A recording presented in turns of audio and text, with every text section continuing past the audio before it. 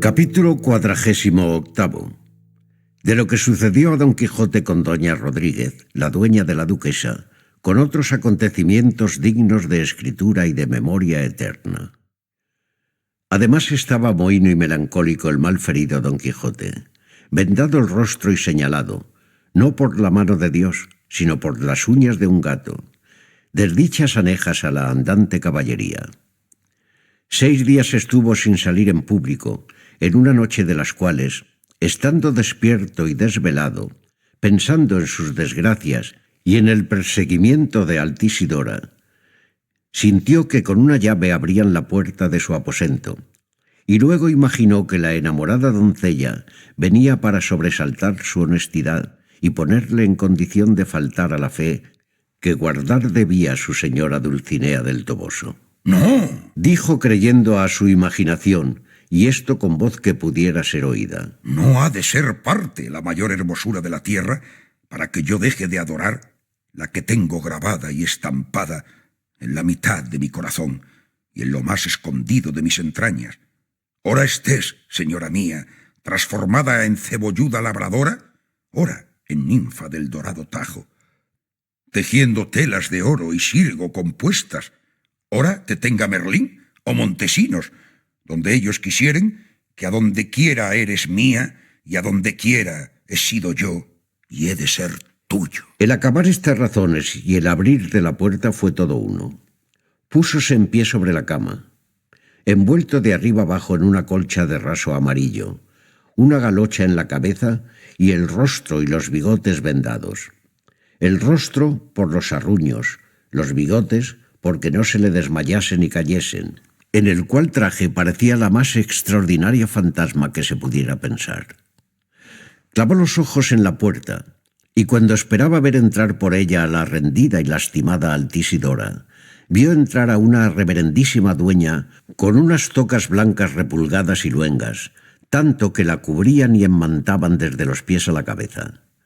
Entre los dedos de la mano izquierda traía una media vela encendida, y con la derecha se hacía sombra, porque no le diese la luz en los ojos, a quien cubrían unos muy grandes anteojos. Venía pisando quedito y movía los pies blandamente. Miróla Don Quijote desde su atalaya, y cuando vio su adeliño y notó su silencio, pensó que alguna bruja o maga venía en aquel traje a hacer en él alguna mala fechoría, y comenzó a santiguarse con mucha prisa. Fuese llegando la visión, y cuando llegó a la mitad del aposento, alzó los ojos y vio la prisa con que se estaba haciendo cruces Don Quijote. Y si él quedó medroso en ver tal figura, ella quedó espantada en ver la suya, porque así como le vio tan alto y tan amarillo, con la colcha y con las vendas que le desfiguraban, dio una gran voz diciendo: «Jesús, ¿qué es lo que veo?». Y con el sobresalto se le cayó la vela de las manos, y viéndose a oscuras, volvió las espaldas para irse, y con el miedo tropezó con sus faldas y dio consigo una gran caída. Don Quijote, temeroso, comenzó a decir: «Conjúrote, fantasma, o lo que seas, que me digas quién eres, y que me digas qué es lo que de mí quieres. Si eres alma en pena, dímelo, que yo haré por ti todo cuanto mis fuerzas alcanzaren, porque soy católico cristiano y amigo de hacer bien a todo el mundo, que para esto tomé la orden de la caballería andante que profeso, cuyo ejercicio aún hasta hacer bien a las ánimas de purgatorio se extiende». La brumada dueña, que oyó conjurarse, por su temor coligió el de Don Quijote, y con voz afligida y baja le respondió: «Señor Don Quijote, si es que acaso vuestra merced es Don Quijote, yo no soy fantasma, ni visión, ni alma de purgatorio, como vuestra merced debe de haber pensado, sino doña Rodríguez, la dueña de honor de mi señora la duquesa, que con una necesidad de aquellas que vuestra merced suele remediar, a vuestra merced vengo». «Dígame, señora doña Rodríguez, ¿por ventura viene vuestra merced a hacer alguna tercería? Porque le hago saber que no soy de provecho para nadie, merced a la sin par belleza de mi señora Dulcinea del Toboso. Digo, en fin, señora doña Rodríguez, que como vuestra merced salve y deje a una parte todo recado amoroso, puede volver a encender su vela y vuelva, y departiremos de todo lo que más mandare y más en gusto le viniere, salvando, como digo, todo incitativo melindre. Yo recado de nadie, señor mío. Mal me conoce vuesa merced. Sí que aún no estoy en edad tan prolongada que me acoja a semejantes niñerías, pues Dios loado, mi alma me tengo en las carnes, y todos mis dientes y muelas en la boca, amén de unos pocos que me han usurpado unos catarros, que en esta tierra de Aragón son tan ordinarios.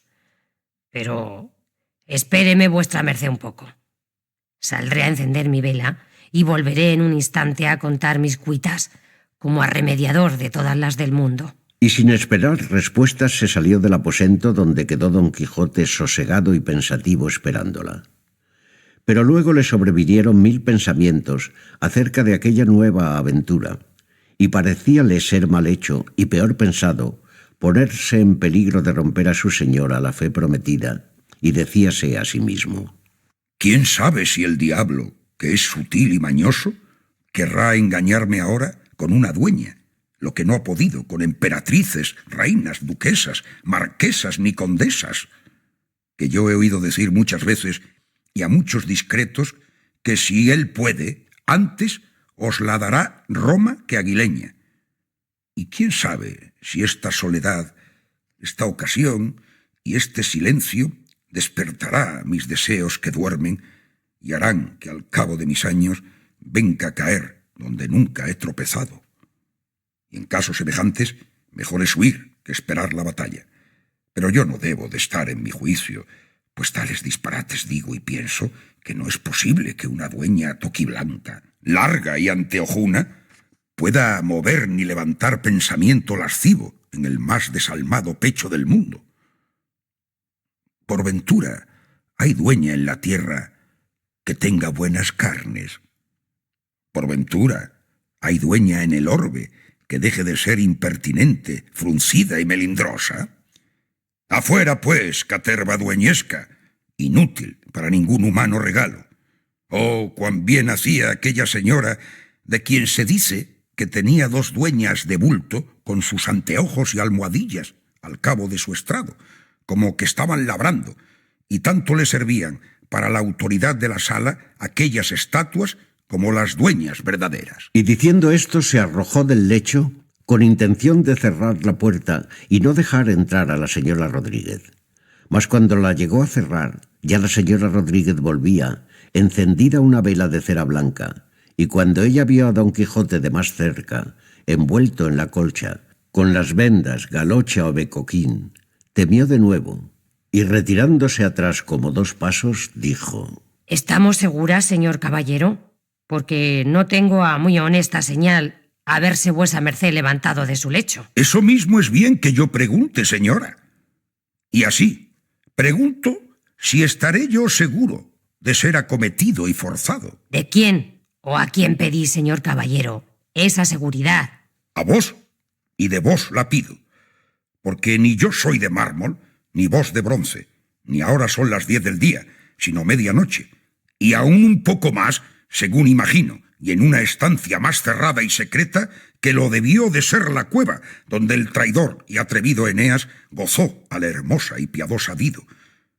Pero dadme, señora, la mano, que yo no quiero otra seguridad mayor que la de mi continencia y recato, y la que ofrecen esas reverendísimas tocas. Y diciendo esto besó su derecha mano, y le asió de la suya, que ella le dio con las mismas ceremonias. Aquí hace Cide Hamete un paréntesis, y dice que por Mahoma que diera, por ver ir a los 2 así asidos y trabados desde la puerta al lecho, la mejor almalafa de las 2 que tenía. Entróse en fin don Quijote en su lecho, y quedóse doña Rodríguez sentada en una silla, algo desviada de la cama, no quitándose los anteojos ni la vela.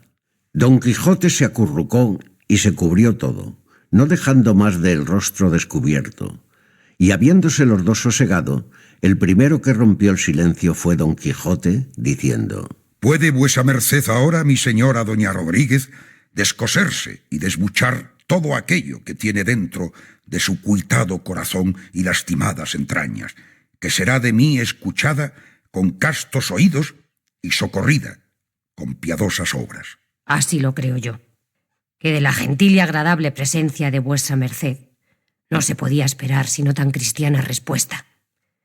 Es pues el caso, señor Don Quijote, que aunque vuesa merced me ve sentada en esta silla y en la mitad del reino de Aragón, y en hábito de dueña aniquilada y asendereada, soy natural de las Asturias de Oviedo y del linaje que atraviesan por él muchos de los mejores de aquella provincia. Pero mi corta suerte y el descuido de mis padres, que empobrecieron antes de tiempo sin saber cómo ni cómo no, me trajeron a la corte, a Madrid, donde, por bien de paz y por excusar mayores desventuras, mis padres me acomodaron a servir de doncella de labor a una principal señora. Y quiero hacer sabedor a vuesa merced que en hacer vainillas y labor blanca ninguna me ha echado el pie adelante en toda la vida. Mis padres me dejaron sirviendo y se volvieron a su tierra, y de allí a pocos años se debieron de ir al cielo, porque eran además buenos y católicos cristianos. Quedé huérfana y atenida al miserable salario y a las angustiadas mercedes que a las tales criadas se suelen dar en palacio.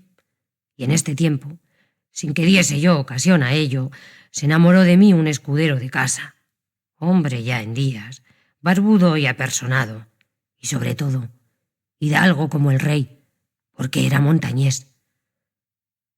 No tratamos tan secretamente nuestros amores que no viniesen a noticia de mi señora, la cual, por excusar dimes y diretes, nos casó en paz y en haz de la Santa Madre Iglesia Católica Romana, de cuyo matrimonio nació una hija para rematar con mi ventura, si alguna tenía. No porque yo muriese de parto, que le tuve derecho y en sazón, sino porque desde allí a poco murió mi esposo de un cierto espanto que tuvo, que a tener ahora lugar para contarle, yo sé que vuesa merced se admirara. Y en esto comenzó a llorar tiernamente y dijo: Perdóneme vuesa merced, señor Don Quijote, que no va más en mi mano, porque todas las veces que me acuerdo de mi mal logrado, se me arrasan los ojos de lágrimas. Válame Dios, y con qué autoridad llevaba mi señora a las ancas de una poderosa mula, negra como el mismísimo azabache, que entonces no se usaban coches ni sillas, como ahora dicen que se usan, y las señoras iban a las ancas de sus escuderos. Esto, a lo menos, no puedo dejar de contarlo, porque se note la crianza y puntualidad de mi buen marido. Al entrar de la calle de Santiago en Madrid, que es algo estrecha, venía a salir por ella un alcalde de corte con 2 alguaciles delante, y así como mi buen escudero le vio, volvió las riendas a la mula, dando señal de volver a acompañarle. Mi señora, que iba a las ancas, con voz baja le decía: ¿Qué hacéis, desventurado? ¿No veis que voy aquí?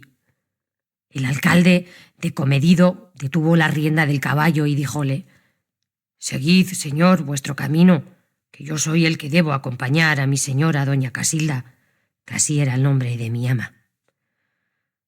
Todavía porfiaba mi marido con la gorra en la mano a querer ir acompañando al alcalde, viendo lo cual, mi señora, llena de cólera y enojo, sacó un alfiler gordo, o creo que un punzón del estuche, y clavósele por los lomos, de manera que mi marido dio una gran voz y torció el cuerpo, de suerte que dio con su señora en el suelo.